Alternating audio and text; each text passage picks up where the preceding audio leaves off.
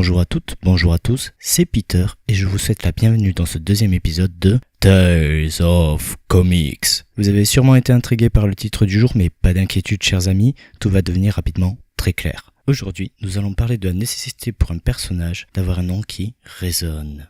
Comme l'explique le roi Arthur à Perceval dans Camelot, légende signifie ce qui mérite d'être lu, mais ce n'est pas tout à lire, encore faut-il la retenir. Et pour ça, il y a des techniques.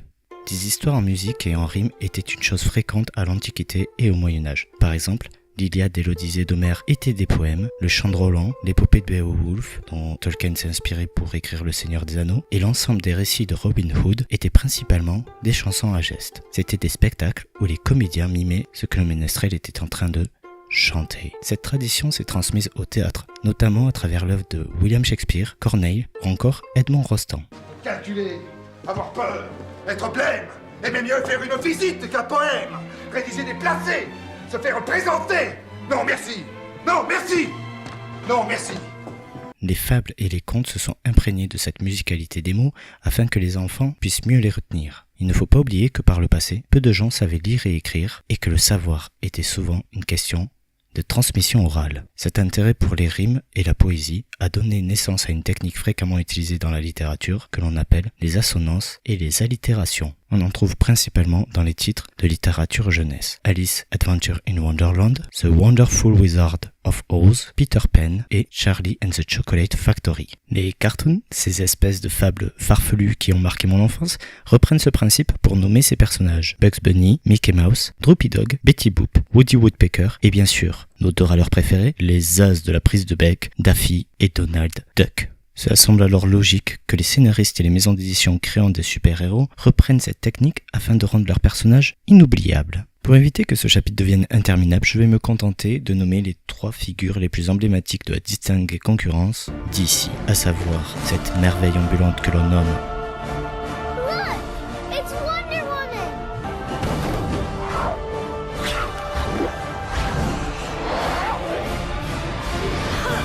ça, c'est fait, mais ça s'applique aussi pour Batman. Sa première aventure était The Case of the Chemistry Syndicate, l'un de ses surnoms est The Caped Crusader, et lorsqu'il est en binôme avec Robin, ils se font appeler The Dynamic Duo. Sans oublier que la plupart des cinglés qu'ils affrontent finissent à The Arkham Asylum. Et pour ce qui est de mon souffre-douleur préféré, Superman, son prénom terrien est Clark Kent, et son nom kryptonien, Kal-El. Et des L dans Superman, il y en a partout. Son amie d'enfance se nomme Lana Lang, la sirène avec qui il a fricoté adolescent se nomme Laurie et Marie, sa femme Lois Lane et son pire ennemi Lex Luthor. Elle, comme dans Super Sip, t'es super lourd, mais ça, on le savait déjà. Pour en finir avec DC, sachez que les 2 plus grandes équipes de cette maison d'édition, la Justice League et Teen Titans, ont vu le jour dans un magazine appelé The Brave and the Bold. En 1961, lorsque Stan Lee, secondé par Jack Kirby et Steve Ditko, dut créer tout un univers de super-héros en un temps record afin de rivaliser avec Justice League, il eut recours à cette technique afin de ne pas oublier le nom de la quantité faramineuse de personnages que constituait l'univers Marvel de cette époque. Et c'est pour cette raison que Red Richards et Susan Storm mènent les Fantastic Four contre le Docteur Doom, que Peter Parker, alias Spider-Man,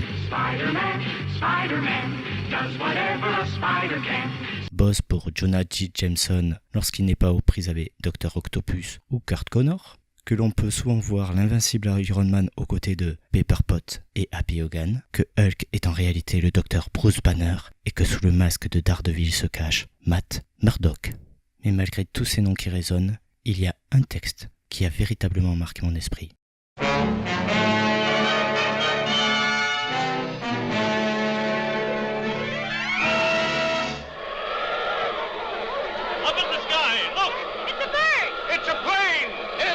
Non, non, non, pas toi. Toi, je t'ai suffisamment vu pour aujourd'hui. Je disais donc qu'il y avait un texte qui m'avait marqué par sa grandeur et sa beauté. Et c'est le serment des Green Lantern. Alors ceux qui le connaissent avec moi, attention, compte à rebours.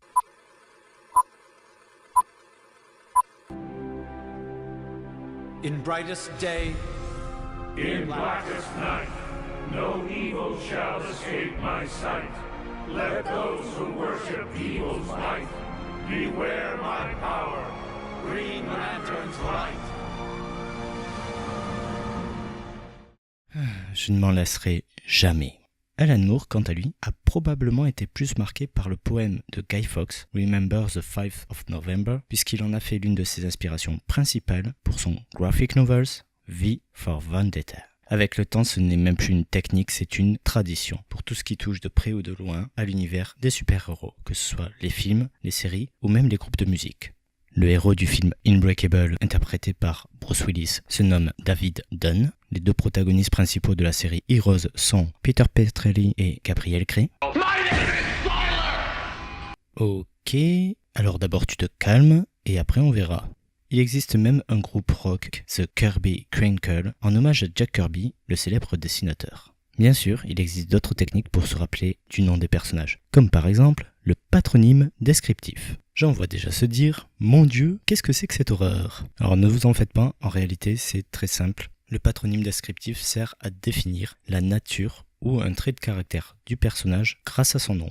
Prenons par exemple un classique de la littérature anglaise, l'étrange cas du Dr Jekyll et de Mr Hyde. Edward Hyde se nomme ainsi car il est tout simplement la partie cachée, la partie sombre du bon Dr Jekyll. L'ennemi juré de Peter Pan n'est autre que Jack Hook, car l'une de ses mains a été remplacée par un crochet suite à l'un de leurs affrontements. Dans la série Powers, les détectives du bureau de la criminelle se nomment John Walker et Tina Pilgrim, et leur nom colle parfaitement à leur fonction, puisque Walker signifie le marcheur et Pilgrim le pèlerin. Le fait est que pour résoudre une enquête, ils doivent suivre la route de la logique afin de découvrir la vérité. Comme vous l'avez peut-être remarqué, les prénoms de ces personnages sont souvent John, Jack et parfois même James.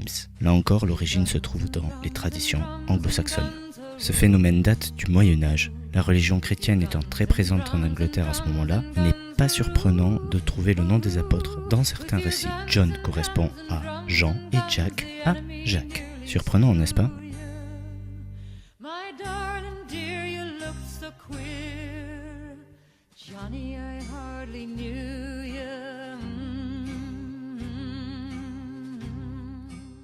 Les personnages nommés ainsi sont fréquemment des êtres que l'on pourrait qualifier de fantomatiques, mais chacun de produit un effet différent chez les individus qu'ils rencontrent, mélangeant à la fois intérêt et rejet. En mon sens, et je peux me tromper, les John dégagent quelque chose de plus négatif, de plus inquiétant que les Jack. John Smith par exemple est le synonyme de Monsieur Tout-le-Monde, ou plutôt Monsieur Personne, parfait pseudonyme pour celui qui voudrait cacher son identité tout en se fondant dans la masse. Lorsqu'un corps non identifié arrive à la morgue, il est automatiquement nommé John Doe.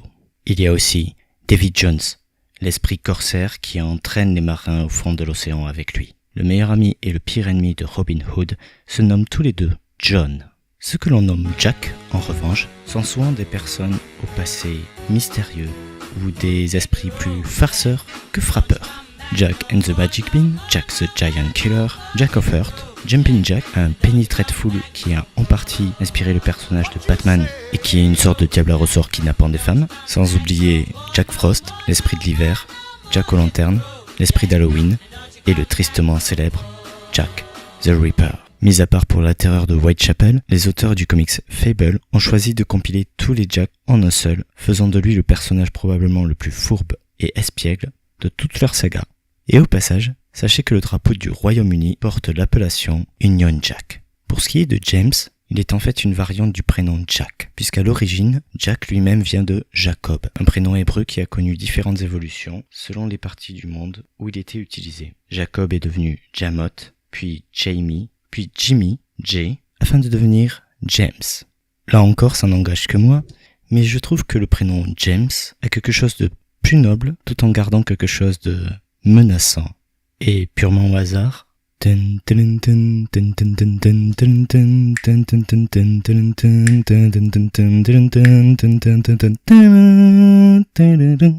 je pense aussi au docteur John Amish James Watson, au terrible professeur James Moriarty. Évidemment, cette règle s'applique aussi aux super-héros. Dans la Justice League, vous pouvez trouver John Jones, si Martian Manhunter. L'androïde Red Tornado se fait appeler John Smith. Oui, j'avoue, c'est pas très original. La Vision des Vengeurs, quant à lui, adopte l'identité de Victor Shade pour sa vie civile, ce qui signifie littéralement Victor le fantôme. Mais ce sont les personnages liés au surnaturel qui reprennent le mieux cette coutume, à commencer par l'incontournable John Constantine, Johnny Blaze, l'avatar humain du Ghost Rider, ou encore Johnny Thunder, armé d'un stylo magique dans lequel réside un djinn, un génie de foudre nommé Thunderbolt. Et lorsque je disais que les James sont mystérieux tout en étant menaçants, sachez que le partenaire de Captain America, Bucky, plus connu sous le nom de Winter Soldier, s'appelle en réalité James Barnes. Et attention, spoil, Wolverine alias Logan n'est autre que James Howlett. Nous allons clore ce chapitre sur une touche féminine. Pour remplacer John, Jack et James, on utilise parfois les prénoms Jen, Jessica ou même Jennifer pour les personnages féminins. Ainsi, John Doe devient Jane Doe. Dans la série Heroes, l'alter ego de Nikki Sanders se nomme Jessica. Miss Hulk, la cousine du docteur Banner, Jennifer Walter. Et la détective privée au caractère sombre de l'agence alias Investigation se nomme Jessica Jones. Belle mise en abîme. Comme vous avez pu le constater, ces techniques sont des outils fréquemment utilisés par les artistes, que ce soit pour les films, les séries, les romans, les BD ou même les jeux vidéo. Fort de ces nouvelles connaissances, je vous laisse faire votre propre liste de personnages qui vous ont marqué. En attendant, je vous laisse avec un morceau qui balance du tonnerre et il ne me reste plus qu'à vous dire à très bientôt pour le prochain épisode de Tales of Comics. Ciao.